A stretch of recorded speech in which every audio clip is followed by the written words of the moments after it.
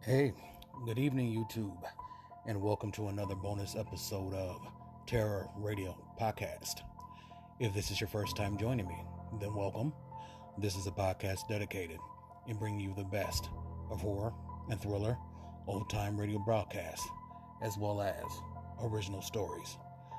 I'm your host, Keith, aka the Radio Show Nerd, and remember, next week will be the beginning of the third season of Terror Radio, as well as the countdown to Halloween, which I'm excited about. So, without further ado, this is Terror Radio. The two radio series featured tonight are The Mysterious Traveler and Beyond Midnight. Now let's do a quick rundown on each series. Mysterious Traveler was an anthology series which debuted on December 5th, 1943 and concluded on September 16th, 1952. It was directed by Robert Arthur as well as David Cogan. It was narrated by radio actor and novelist Maurice Tarpland. The radio play tonight is entitled Behind the Locked Door, and it was one of the most popular episodes of the series. It was first broadcasted on November 6, 1951.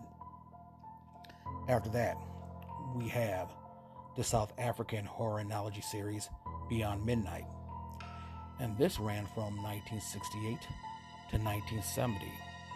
And was produced by writer Michael McCabe. The radio play featured tonight in this series is entitled Waxwork, and this is an adaptation from a short story written by A.M. Burge, which was first published in 1931. Now, this radio episode was first broadcasted on January 31st, 1969. So, you know the drill. Sit back, turn down the lights, and listen to Behind the Locked Door, followed by Waxwork.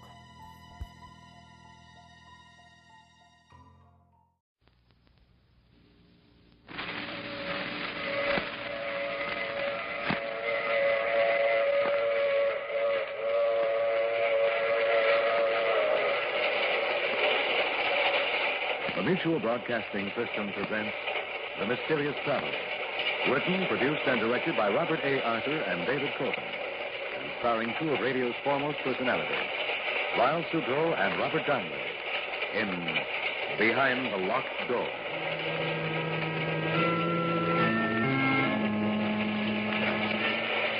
This is a mysterious traveler inviting you to join me on another journey into the realm of the strange and the terrifying. I hope you will enjoy the trip, and it will thrill you a little and chill you a little. So settle back, get a good grip on your nerves, and be comfortable, if you can, as I bring you the strange and chilling stories so many of you have asked to hear again.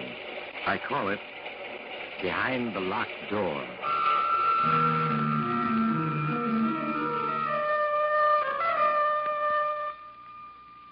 Our story begins in the beautiful mountain region of Lake Mead, Arizona.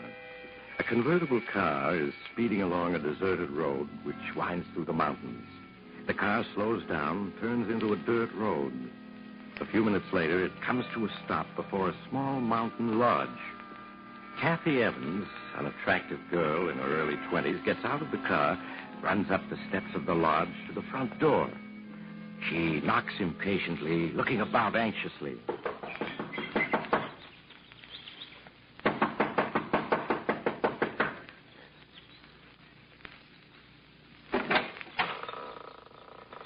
Yes? Martin, Kathy. I thought I'd find you here. Aren't you going to ask me? Go away, Kathy. Martin, what's wrong? Go with away. you? Go away. Not until I find out what this is all about. Let me in. you alone? Alone? Yes. Darling, look at yourself. You haven't shaved in days. And Martin, those deep gashes on your face. How did you get them? It doesn't matter.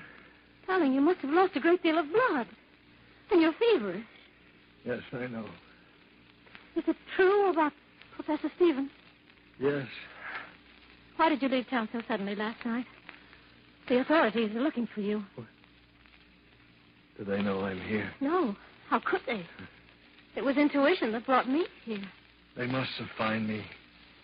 Martin, nothing makes sense. You returned from an expedition last night alone, unexpected. You stay in town 1 hour and then vanish. Not even phoning me. It's best that way, believe me, Kathy. You've got to tell me everything that's happened. I can't, Kathy, I can't. I'm your fiancée. I've got a right to know. Kathy, go away, please. I won't go away until you tell me what's happened. If I do, then will you go? Yes. I don't know where to begin. I suppose if you can say it had a beginning, it was that day a little over 2 weeks ago in Professor Stevens' office.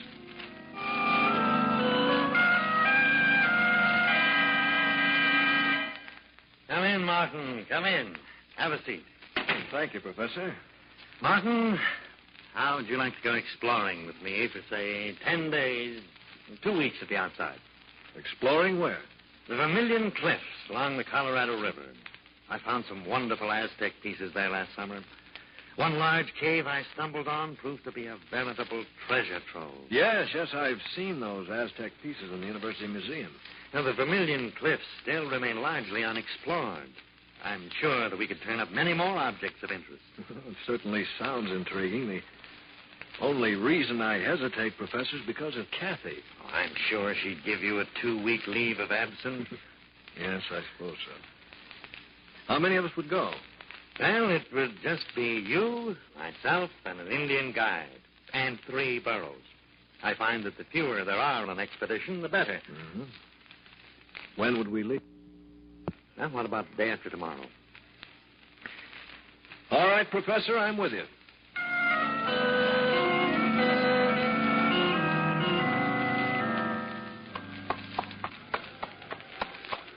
So these are the Vermilion Cliffs, Professor. Yes. An awe-inspiring sight, aren't they? They're as breathtaking as the Grand Canyon itself. I had no idea they towered so high. Yes, they make you realize just how insignificant man really is. Yeah. Now, this region is so desolate, Martin, that it's all but unexplored. That's why I'm drawn to it time and time again. Yes, I can understand that. It represents the challenge of the unknown. Careful, Martin. You'll get the exploring bug. Oh, I've already been bitten, Professor. Well, if you're going to be an explorer and an archaeologist, I'll have to start teaching you the fundamentals of the profession. Sam, it seems like a good spot. We'll camp here for the night.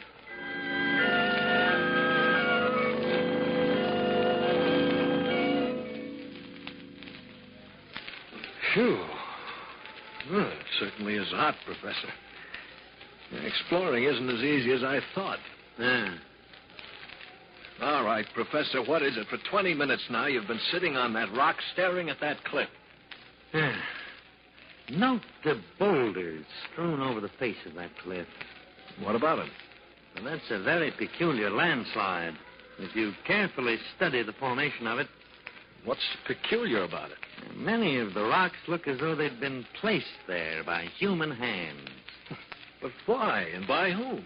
Well, one of the ancient Aztec forms of punishment was to seal a person in a cave by means of a landslide or just piling heavy rocks in front of the mouth of the cave. That landslide, there must be hundreds of tons of rock there. Yes. Well, fortunately, we're prepared for it. Is that why you brought the dynamite along? Yes. Probably all we'll find will be a skeleton.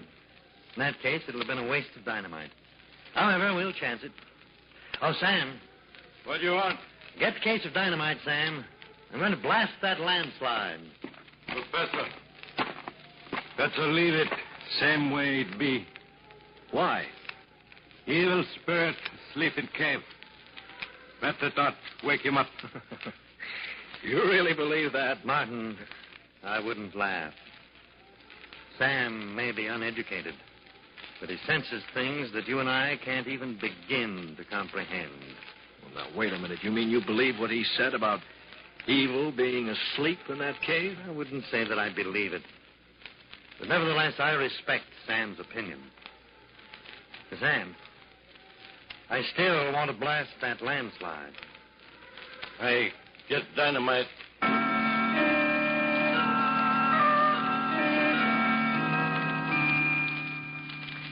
Keep your head down, Martin. When I set that dynamite off, there are going to be a great many rocks flying around. Don't worry, Professor. I've got cover. Sam, you ready? Yes, Professor. All right. Here goes.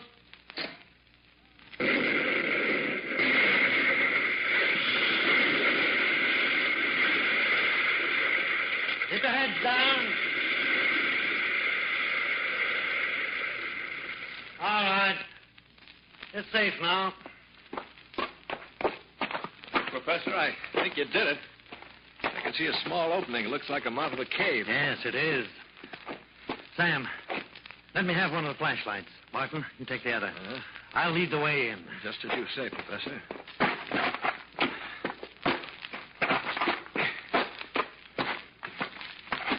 Here doesn't seem too bad in here. Yes, it's all right. Yeah, what's that noise? Just rats scurrying around. Oh. Certainly a huge cavern. Look at that ceiling. Must be 200 feet high. Look at the bats up there. Yes, huge ones. I have a feeling that this cavern and others extend for miles underground. Yeah, Professor, look. Skeleton. Yes. But there's another one over there. Yes. Let's see what else there is. Wagon train. What? Good Lord. Sam's right. It's a wagon train. A wagon train? Yes. But there are at least 30 or 40 wagons in this cavern. Look. Skeletons of horses. Here's a skeleton with an arrow beside it. Let me see it. Oh. Appears to be a Navajo arrow. What do you think, Sam? Navajo. Professor, this wagon train, what's it all mean? Well, many years ago, this wagon train was attacked by Indians. Wagon train retreated into this cavern, hoping to save themselves that way. And then the Indians caused a landslide, sealing them in. Yeah. Poor devils. Look. Notice that old gun lying there. Yeah. The flintlock. Seems to suggest that this wagon train must be at least 100 years old. Yeah, probably headed for the California gold rush of 1848. Yeah. Well, we'll come back tomorrow and search this wagon train thoroughly. I'm sure we'll find many things of great interest.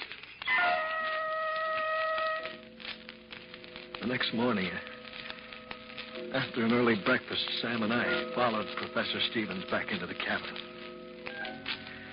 We spent the morning investigating the trunks and boxes we found on the wagons. And among the moldy clothing and 101 household articles, we found faded letters and newspapers which showed the wagon train had crossed the Mississippi in the summer of 1849, headed west for California and gold.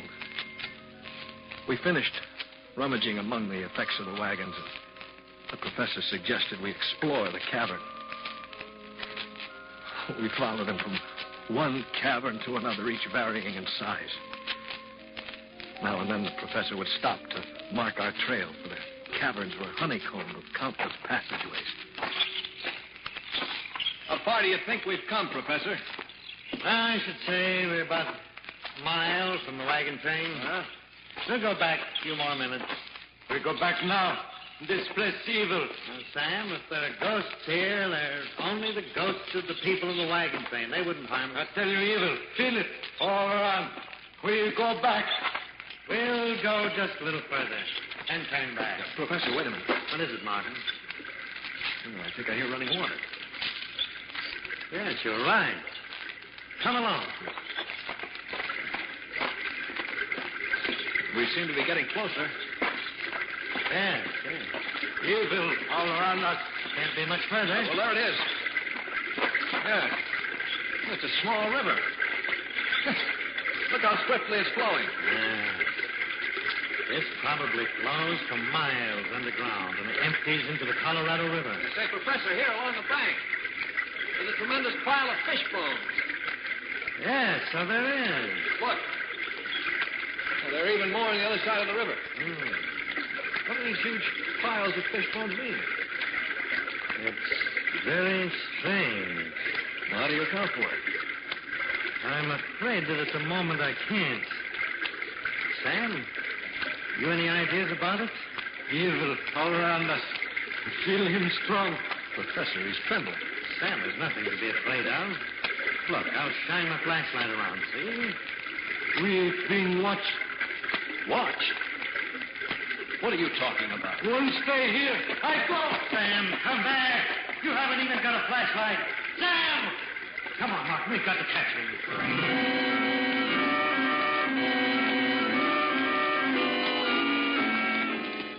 Sam! Wait for us. I can still hear his footsteps. We've got to catch him. In glimpse off a serious injury running in the dark like that. Sam! Wait for us. Professor, it's Sam. Screaming. This way. That fool's probably broken his leg. No, it sounds more like a fight. Who could he possibly be fighting with? I don't know. He stopped. Sam, where are you? Keep shining the flashlight around. Can't be much further. Sam! There he is. Yes. He's just sitting against that boulder. His head down. Sam, give me a hand with him. Good Lord. His face. Nick. Yes.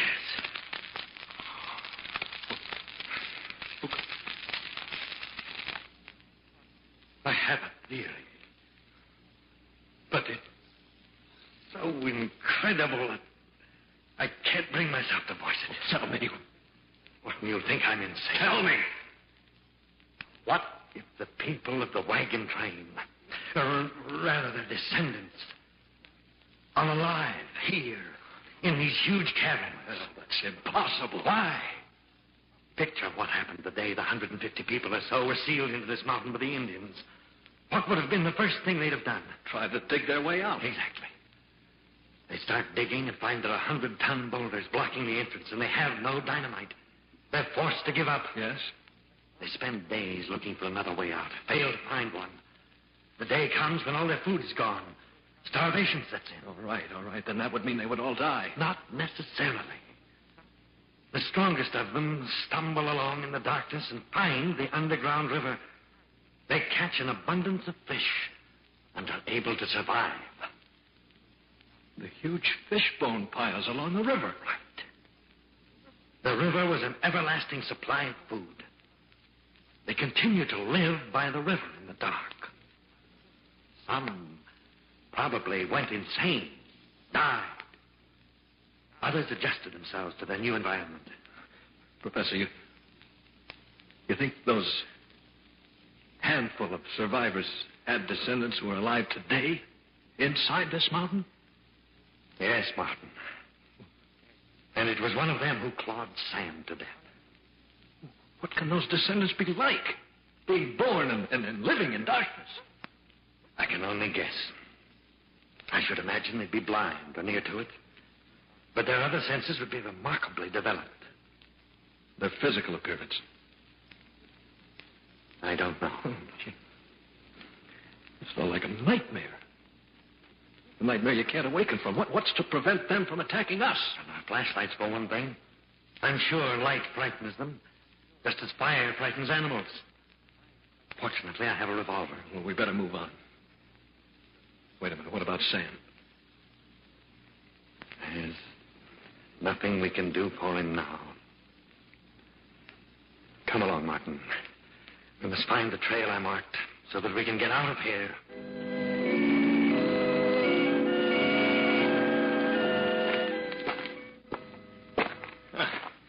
seems we've been searching days for the markings you left. Yes. Actually, it's been 10 hours. Listen. What? The river. Yes. Yeah. Come along.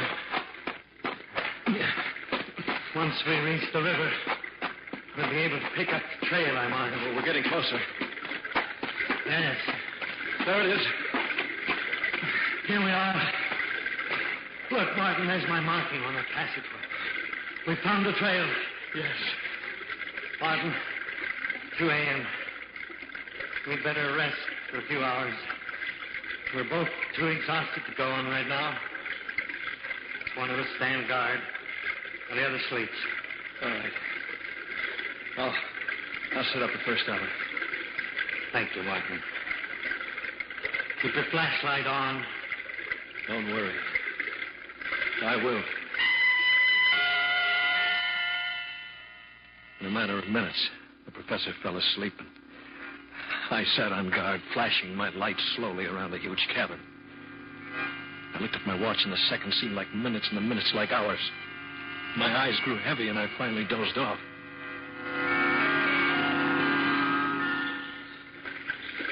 Suddenly, I awakened in the darkness to hear the professor screaming. Martin! Help me! Turn on the flashlight! Frightened frantically, I trembled in the darkness, but I couldn't find it. Then suddenly, there was shot. By the flash of the gun, I could see the professor struggling with a huge, dark figure. And suddenly, all was quiet, except for the professor's moans. As I crawled toward him, in the darkness, my hand struck the flashlight. I turned it on, and there was the professor. Martin, I think I'm wounded. You're bleeding badly. Let me stanch your wounds. Too late. Leave at once. At once. But what about you? Professor? Professor! I felt his heart, but there was no beat. I staggered to my feet, shined my flashlight around until I found the professor's markings. I stumbled wearily along the marked passageway, trying not to remember my last glimpse of the professor's face.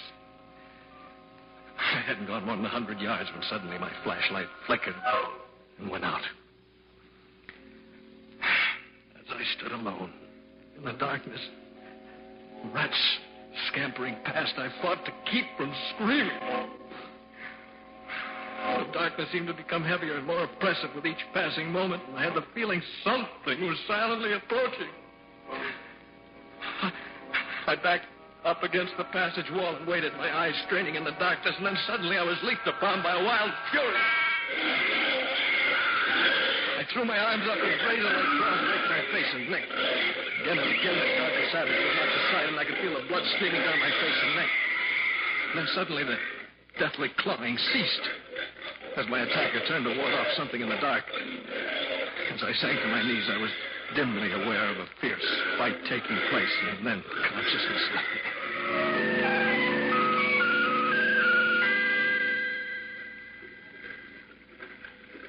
Later. How much later, I have no way of knowing. I became aware of a heavy, calloused hand washing my face and neck with water. I winced in pain as the water flowed into the deep cuts, and then suddenly I remembered all. And remembering all, became aware of the calloused hand washing my face and the presence of someone beside me in the darkness. Who are you? For a moment, the hand hesitated, then resumed washing my neck. Well, can't you speak? Say something. A noise came from its throat that was more that of an animal's than a human being. If I could only see you. Do you have a name? It spoke. It seemed to repeat the word name, though I couldn't be sure. Faint from the loss of blood, I closed my eyes and fell asleep.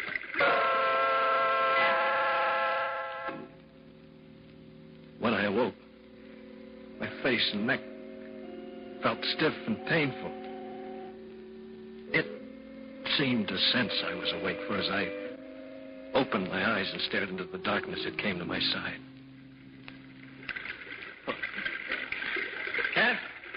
Can't you understand anything at all? Don't my words make any sense to you? Why did you save my life? My hand brushed against its hand. And I could feel the sharp, claw-like fingers on it. I reached out in the darkness. As I touched its face, it bit my hand.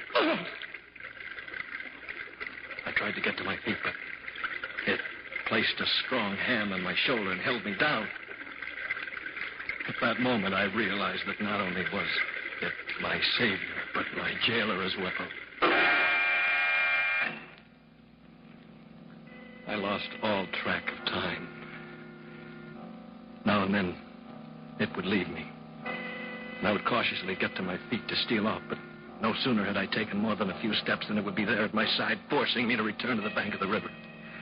I spent my every waking moment trying to think of a way to escape. Then, when my despair was greatest, an idea came to me. The professor had said that the underground river I lay beside emptied into the Colorado River. Though the odds were 100 to 1 against my surviving, I knew it was the only possible way of escape. Slowly, I crawled the few remaining feet to the edge of the river and, leaning over, started to wash my face. I could sense that it was watching me. I leaned forward a few inches more and fell into the river. As I came up for air in the swift flowing water, I heard a splash beside me. A moment later, I felt its arms around me. The current swept us along with breathtaking speed, and as we clung to each other, I discovered that it couldn't swim. For what seemed hours, the river swept us along in the darkness, and I felt myself losing consciousness as I attempted to keep the two of us above water.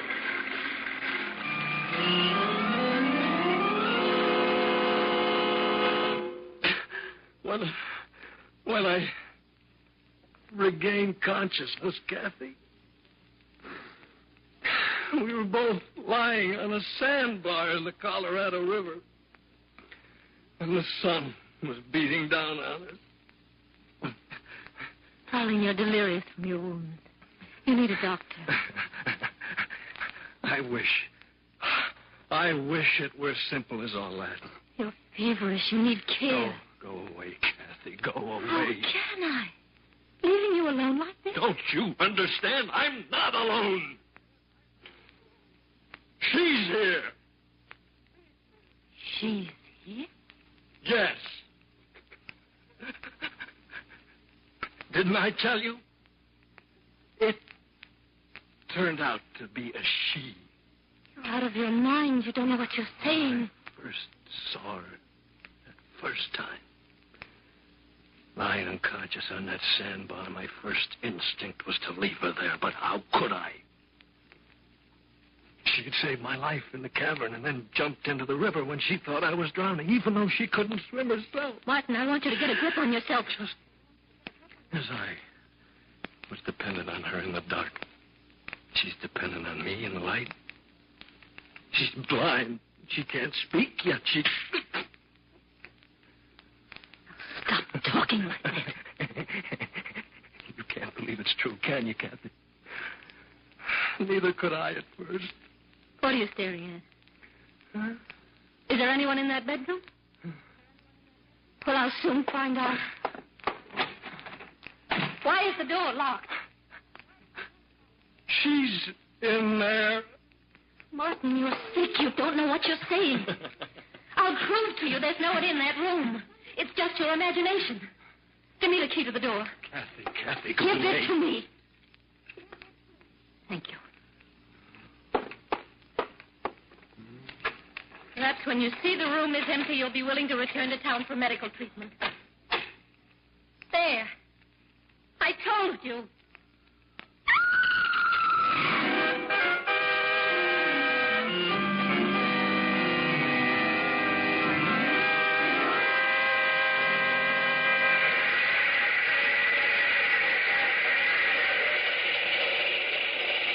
This is the mysterious traveler again. Did you enjoy our trip? What's that, madam? You want a description of what Kathy saw when she opened that bedroom door? Well, you might ask Kathy.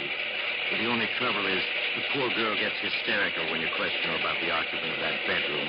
I suggest you write a letter to the Museum of Horrors for a full description. They consider the Woman of the Mountain as their star exhibit. Because when she... Oh, you'll have to get off here. I'm sorry. I'm sure we'll meet again. I take this same train every week at this same time.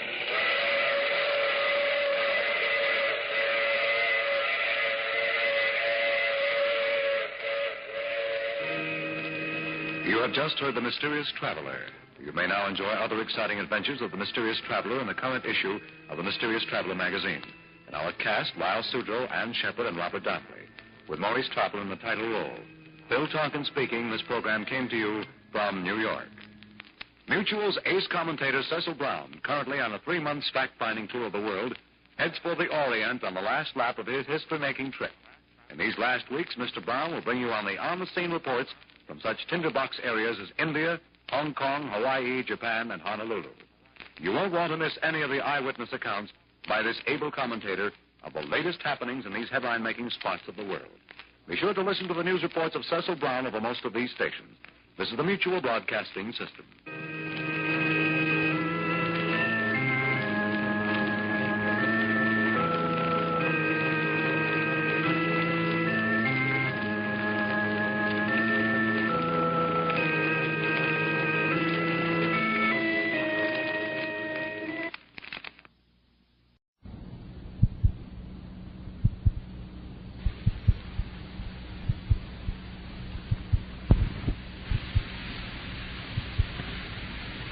Past 9.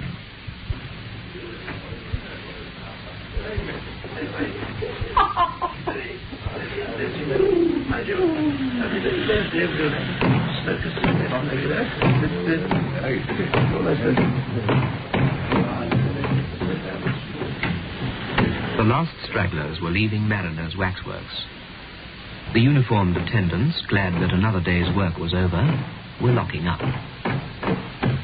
On the second floor of the old grey building, the manager, a stout, blond man of smart appearance, was talking to one Raymond Hewson, who looked anything but smart. His clothes, although good once, were showing distinct signs of their owner's losing battle with the world. There's nothing new in your request. In fact, we refuse it to many people. Young bloods have often made bets, but we don't play ball.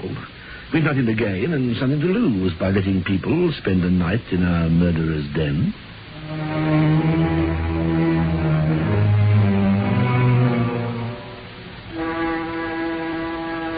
A night in the murderer's den. That's what Raymond Hewson, the man in the shabby clothes, was after. Why? You'll find out. The Waxworks. I must earnestly beseech you not to listen to this Beyond Midnight alone.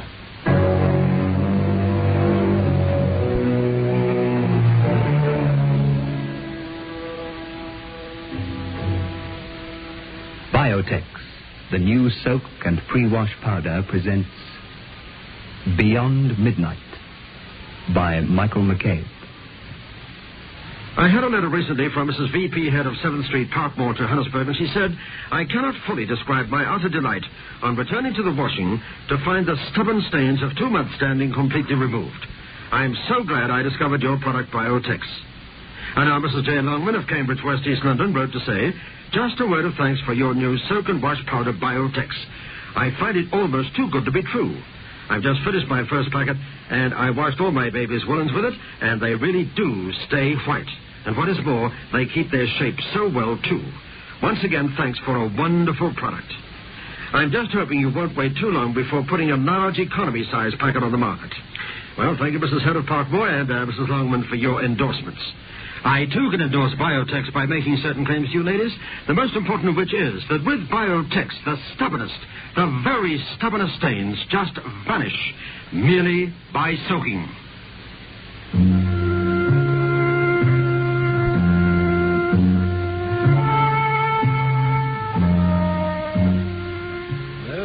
certainly have nothing to gain. If I allowed it and let some young idiot lose his senses, what would be my position? But, of course, your being a journalist somehow, that alters the case. Well, I suppose you mean that journalists have no senses to lose. No. But one imagines them to be sensible, responsible people. Besides, here we have something to gain. Publicity and advertisement. Exactly. And there I thought we might come to terms. Oh, I know what's coming.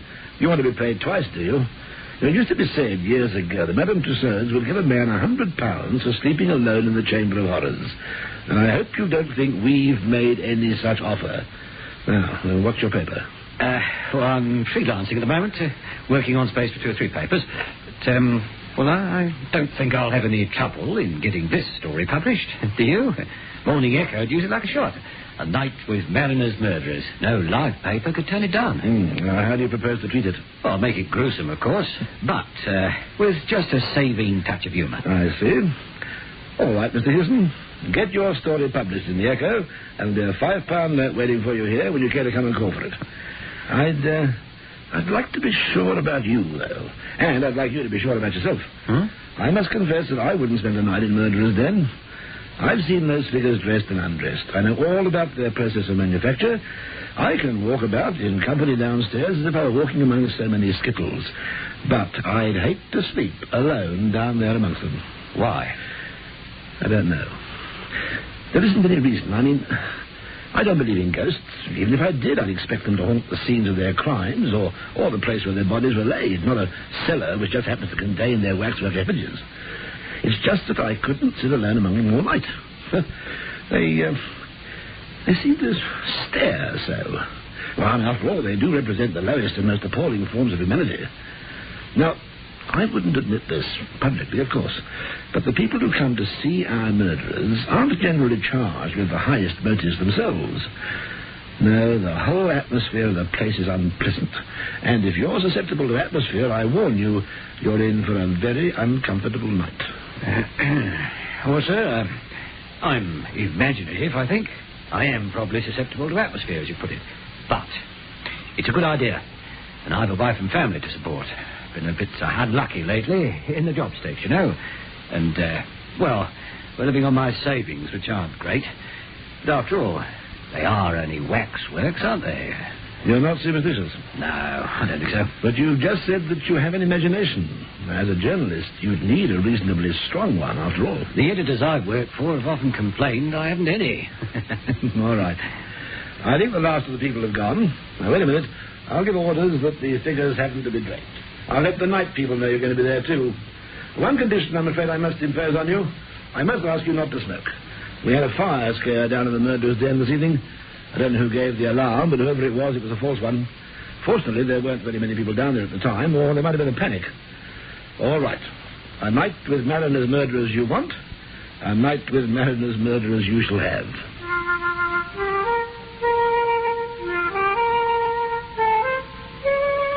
In the passage at the bottom of the stairs were a few preliminary horrors. A rack taken from a medieval castle, relics of the Inquisition, branding irons, thumbscrews. Beyond was the passage into the murderer's den.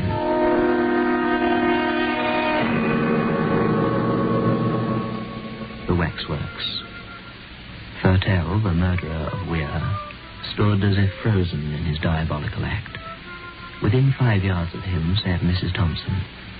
There was Lefroy, who killed for gain so that he might ape the gentleman, and Charles Peace, sneering across a gangway at Norman Thorne.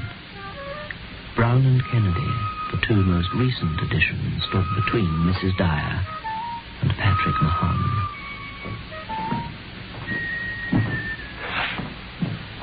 Oh, no, that's Crippen. I expect you recognize him.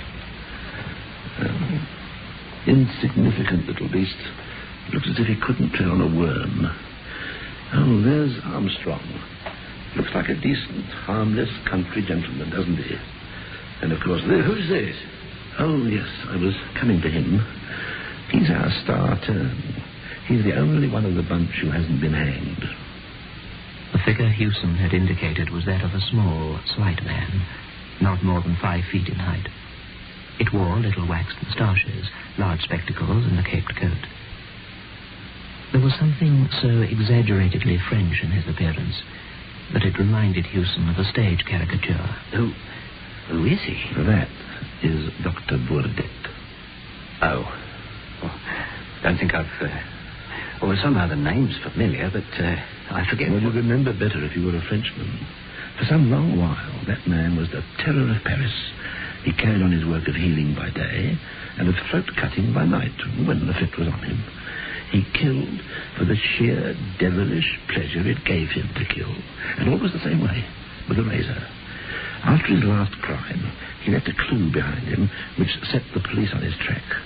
Now, one clue led to another, and before long they knew they were on the track of the Parisian equivalent of Jack the Ripper. They had enough evidence to send him to the madhouse or the guillotine on 12 capital charges. And they caught him then? No.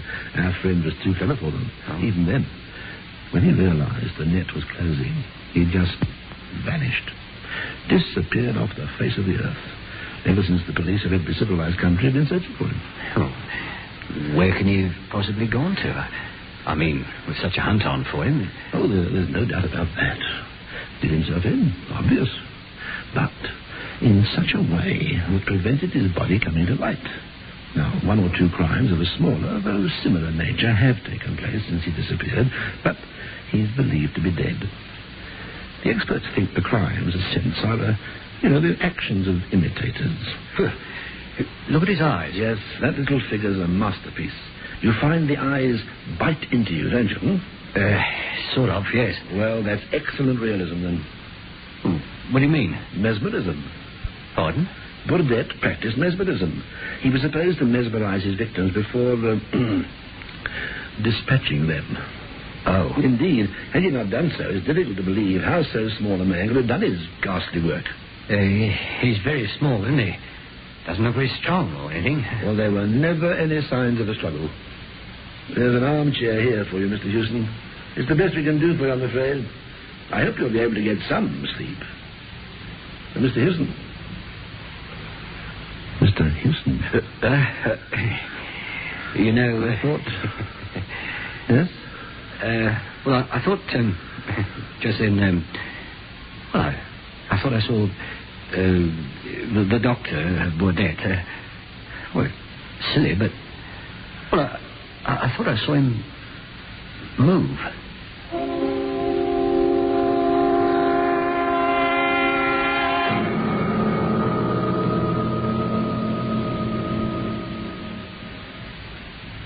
Keep your home sweet with country fresh atmosphere in every room.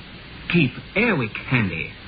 Airwick is the air freshener that actually knocks odors right out of the air. It doesn't just mask them with heavy scent. Airwick is the modern air freshener in economical bottle or a smart aerosol. Get Airwick. It makes breathing a little nicer. Soak, soak, that's all you have to do. Soak, soak, just for an hour or two you'll find things look as good as new when you use the Biotex. With amazing new Biotex, the stubbornest stains will vanish. Yes, vanish clean away.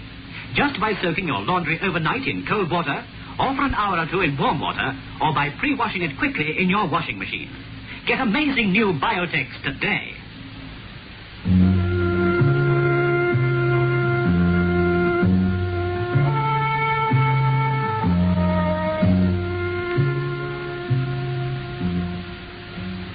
Imagination. Silly, but... Well, I could have sworn... Just for a second. You'll have more than one optical illusion before the night's out, I'm afraid. But you won't be locked in. You can come upstairs when you've had enough of it. There are watchmen on the premises, so you'll find company. But don't be alarmed if you hear them moving about. I'm sorry I can't give you any more light, but all the lights are on. For obvious reasons, we keep the place as gloomy as possible. Yes.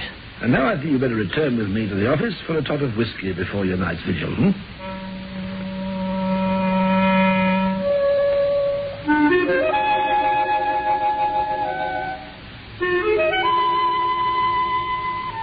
Yes, well, for a start, I don't think we'll ever have my armchair facing friend Bourdet. Yeah, I think I like him a lot less than the others.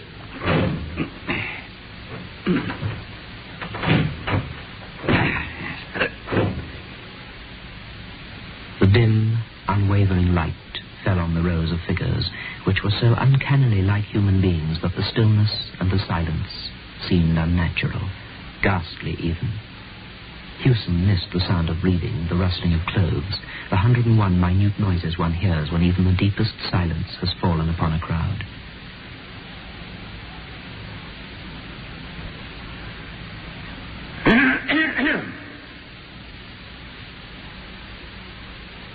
The air was as stagnant as water at the bottom of a standing pool. Not a breath in the chamber to stir a curtain or rustle a hanging drapery or start a shadow. Must be like this at the bottom of the sea. Have to work that into the story somehow. Like the bottom of the sea. Sinister lot, I must say. Even Armstrong doesn't look quite such a harmless country gentleman now. Still, they're only waxworks. All would be well, thought Hewson. Yet somehow, what prevented him most of all from feeling absolutely comfortable was the knowledge that Dr. Burdett was directly behind him. He knew, in fact, that the little Frenchman's waxen stare was directed at the back of his neck. He itched with a desire to turn round. Come on. My nerves have started already. If I turn and look at that dressed-up dummy, it'll be an admission of funk. It's because you're afraid that you won't turn and look at him. Rubbish. Not afraid at all. Yes, you are. Rot. Complete and utter rot. Afraid? A lot of waxworks. Not of a lot of waxworks. Just one. Dr. Burdett. French fool. Not so healthy now, is he? Look at his eyes. Don't want to see his eyes. All the same, he had to eventually have a quick look round at Dr. Burdett. Only a waxwork like the rest of them. They're all only waxworks. All the same, he took another quick look behind him. Now, it did not worry Hewson too much, because it was, after all, only his imagination. But there seemed to be a subtle change in the grouping of the figures around Dr. Burdett. Or was it Dr. Burdett himself? Looking to the front of him, he looked at Crippen. Again, he had the slight feeling that something, somewhere, was a bit different. Crippen seemed, for instance, to have turned 1 degree to the left. Must have moved my chair a bit. Not Crippen. It was me who moved. And just then, the waxwork of grey moved a hand. At least Hewson thought the hand moved.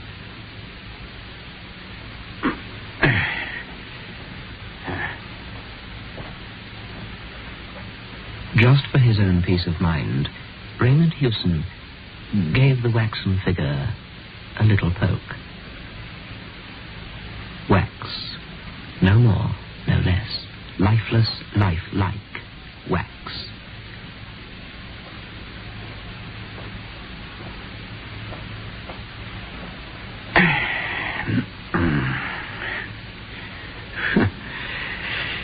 They tell me, the editors, I've no imagination.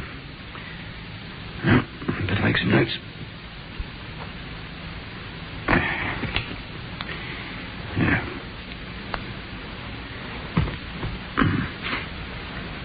Deathly silence. Yeah. Unearthly stillness of the figures. And then he turned suddenly and looked over his right shoulder. He had neither seen nor heard a movement, but it was as if some sixth sense had made him aware of one. He looked straight into the vapid countenance of Lefroy, which smiled vacantly back as if to say, "It wasn't I." Of course it wasn't you. Wasn't any of you. And then he looked back, and Crippen seemed to have shifted his position slightly. Can't trust that little beggar. Can't trust any of them. Once you take your eyes off them, they move. Not good enough, this isn't. I reckon I'm going. Not going to spend a night with a lot of waxworks who move when you aren't looking at them.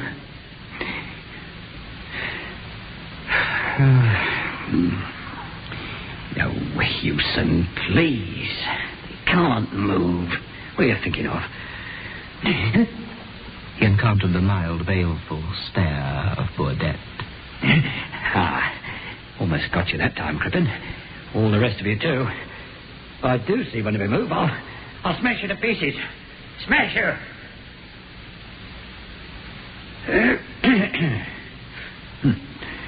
Experienced enough already to write my story. 10 stories for that matter. Yeah. Morning Echo. Wouldn't know how long I'd stayed if I cleared out now. As long as the story's good. Yes. That watchman up there. He'd pull my leg all right. And perhaps the manager wouldn't give me the $5 or $2. Find out all right how long I was here from the watchman. Rose will laugh about this, I tell her. You asleep, Rose girl, or awake thinking of me? Can't have Rose laughing at me. Kids will pull my leg too. Yeah. Nothing worse than... Worse than having...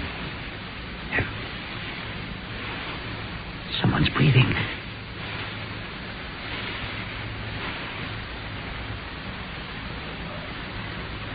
Someone was breathing. Well, it wasn't me. They knew I was listening then. And then they stopped. Yeah, yes, they did. This is too much. Bad enough when they move, when I'm not looking. But I'm not having the beggars breathing, too. No, this won't do. I am Raymond Hewson, unsuccessful journalist, but a living and breathing man. And these figures grouped around me are only dummies. Dummies! Yeah. What does it matter if they're lifelike? Wax and sawdust for the entertainment of morbid sightseers and orange-sucking tourists. Ha! Then the gaze of Dr. Burdett urged, challenged, and finally compelled him to turn. Huh?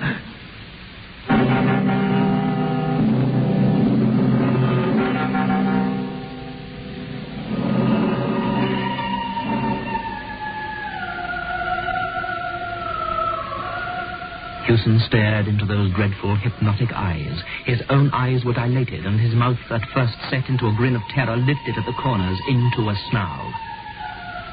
You moved, blasted. Yes, you did.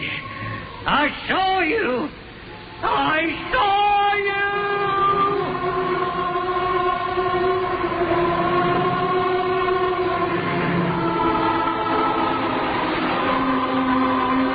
you. Good evening.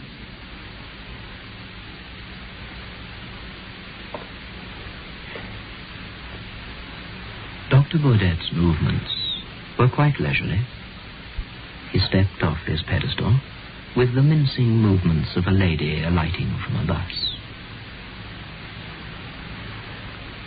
I need hardly tell you that not until I overheard the conversation between yourself and the worthy manager of this establishment did I suspect that I should have the pleasure of a companion here for the night. You cannot move or speak without my bidding, but you can hear perfectly well. Something tells me that you are, shall I say, nervous? My dear sir, have no illusions. I am not one of these contemptible little effigies suddenly come to life. I am Dr. Burdett himself. Pardon me, but... Steve, let me explain. Circumstances with which I need not fatigue you have made it desirable that I should live in England. I was close to the building this evening when I saw a policeman regarding me, thought too curiously. I guessed that he intended to follow me and perhaps ask embarrassing questions, so I mingled with the crowd and came in here. Inspiration showed me a certain means of escape. I raised a cry of fire, and when all the fools had rushed to the stairs, I stripped my effigy of the caped coat, which you may all be wearing, donned it, hid my effigy behind the platform at the back there, and took its place on the pedestal. I own I have spent a most fatiguing evening. The world is divided into collectors and non-collectors. The collectors collect anything according to their own individual tastes. I collect throats. And the doctor regarded Hewson's throat with interest mingled with disfavor. My activities of late have been curtailed. I am glad, though, of the pleasant opportunity of gratifying my somewhat unusual whim. I should never have selected you from choice, of course. No, I like men with thick necks. Thick red necks. This is a little French razor. The blade, you will observe, is very narrow. It does not cut very deep, but deep enough.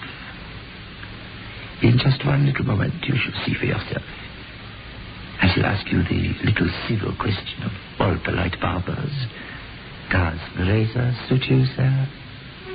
You will have the goodness to raise your chin a little. Thank you. And a little more.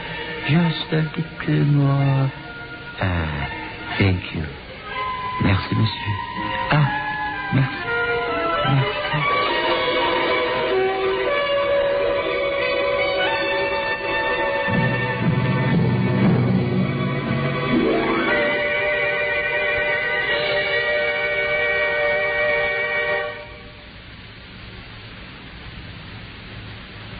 Over one end of the chamber was a thick skylight of frosted glass, which, by day, let in a few sickly and filtered rays from the floor above.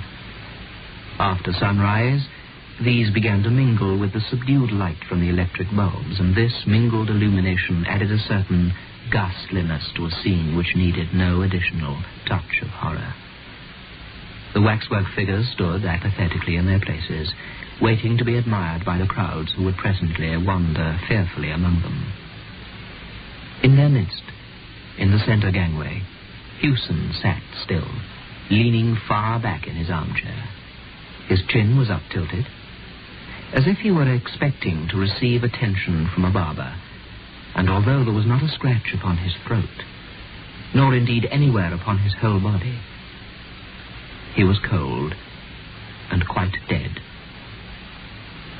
His previous employers were wrong in having him credited with no imagination. Dr. Baudet, on his pedestal, watched the dead man unemotionally. He did not move, nor was he capable of motion. But then, after all, he was only a waxwork.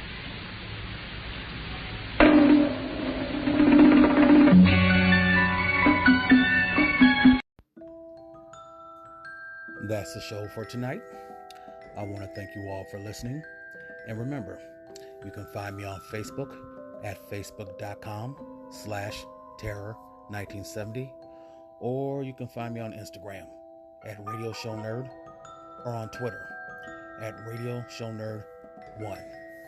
And if you want to drop me a line, a suggestion, a request, even a critique, feel free to email me at radioshownerd@gmail.com, and you can always leave a comment, but be respectful.